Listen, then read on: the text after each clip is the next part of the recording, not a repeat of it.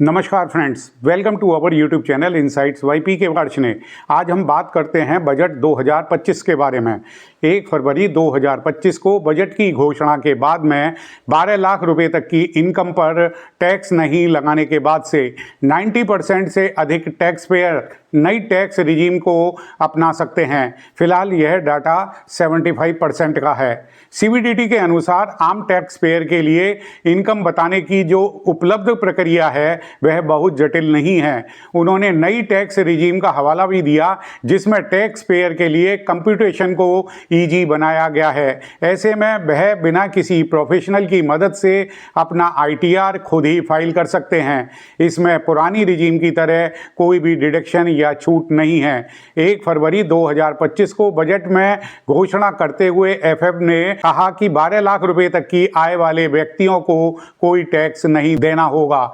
फिलहाल यह छूट की सीमा 7 लाख रुपए है। सैलरीड क्लास के लिए 75,000 रुपए की अतिरिक्त स्टैंडर्ड डिडक्शन भी होगी। गवर्नमेंट ने इस लिमिट से अधिक आय वाले लोगों के लिए टैक्स स्लैब में भी बदलाव किया है। इससे एनुअली 25 लाख रुपए तक की आय वाले लोगों को हर साल 1,10,000 रुपए तक टैक्स बचाने में मदद मिलेगी। बजट में 12 लाख रुपए तक की छूट के बाद में कुछ सवाल पैदा होते हैं कि मौजूदा और प्रपोज्ड स्लैब का सैलरी वालों पर क्या असर होगा। इसका जवाब है कि एग्जिस्टिंग इनकम क्राइटेरिया क्या है, एग्जिस्टिंग मौजूदा टैक्स की दर क्या है, मौजूदा टैक्स कितना लगेगा और प्रपोज्ड टैक्स फ्री रेट क्या है, प्रपोज्ड टैक्स कितना लगेगा और हम इस सब से कितनी बचत कर सकते हैं।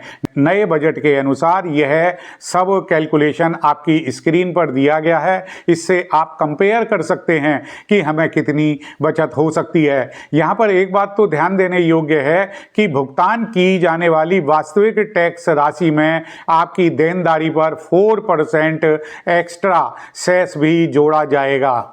नेक्स्ट क्वेश्चन एक ये पैदा होता है कि अगर 12 लाख रुपए से अधिक की आमदनी है तो नई और पुरानी टैक्स रिजीम में टैक्स देनदारी में कितना अंतर आ सकता है। बजट में पुरानी टैक्स रिजीम में तो कोई बदलाव किया गया नहीं है, इसलिए ओल्ड टैक्स रिजीम के अनुसार 12 लाख तक की कुल आय पर टैक्स लगने से पहले 1,57,500 रुपये टैक्स लगता है और ये 50,000 रुपये की स्टैंडर्ड डिडक्शन के बाद है। हालांकि 12 लाख रुपए तक की आय पर नई रिजीम में 75,000 रुपये स्टैंडर्ड डिडक्शन के बाद टैक्स जीरो होगा। यह 12 लाख से कम आय वाले व्यक्तियों के लिए मिलने वाली छूट के कारण है। 16 लाख तक की इनकम के लेवल पर यह डिफरेंस 1,68,750 रुपये का है।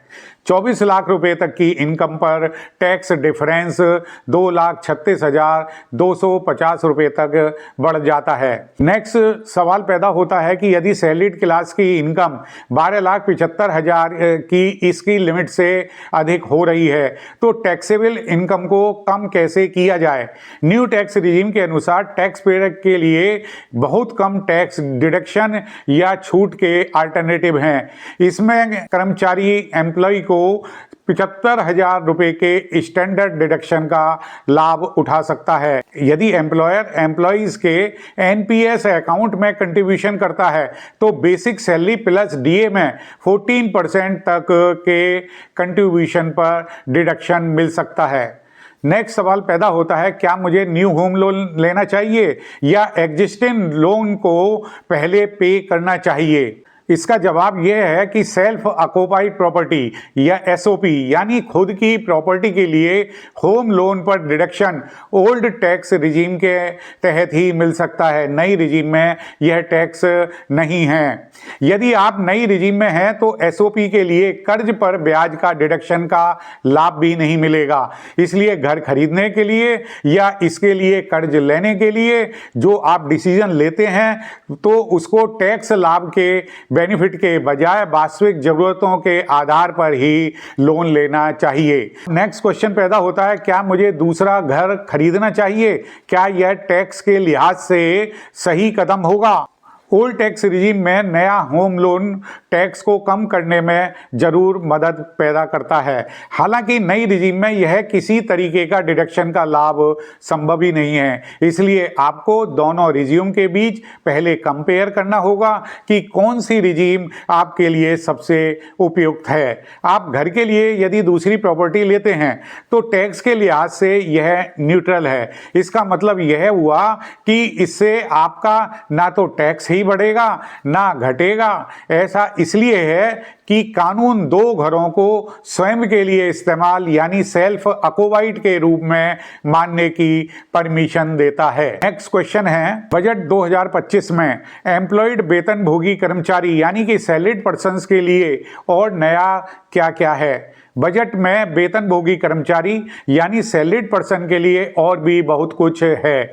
गवर्नमेंट ने एम्प्लॉयज को कोई टैक्स की सुविधाएं यानी कि परक्विजिट्स की सीमा को भी बढ़ाने का ऐलान किया है। इसमें खास तौर पर विदेश में इलाज पर होने वाला खर्च भी शामिल है।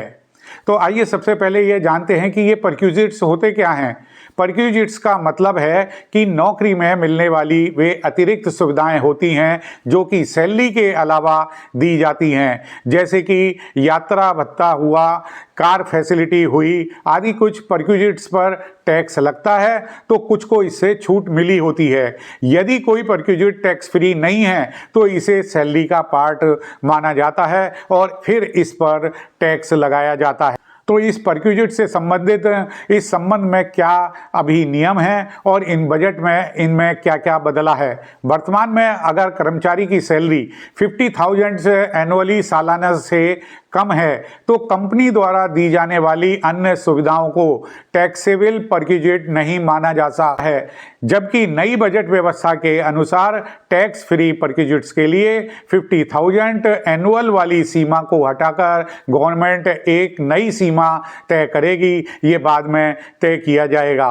पुरानी व्यवस्था के अनुसार यदि एनुअल सैलरी 2 लाख रुपए से कम है तो विदेश में इलाज पर कंपनी द्वारा खर्च को टैक्स फ्री माना जाता है, जबकि नई बजट व्यवस्था के अनुसार विदेश में इलाज का खर्च यदि कंपनी उठाती है तो उस सूरत में भी 2 लाख तक की आय सीमा से इतर नई सीमा जो भी होगी वो बाद में डिसाइड करी जाएगी।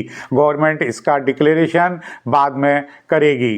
अब ये जो नई व्यवस्था है ये कब से लागू होगी। टैक्स से संबंधित कंटिन्यूएशन में जो भी सवाल जवाब होंगे वो हमारी अगली वीडियो में, और उसे देखना ना भूलें।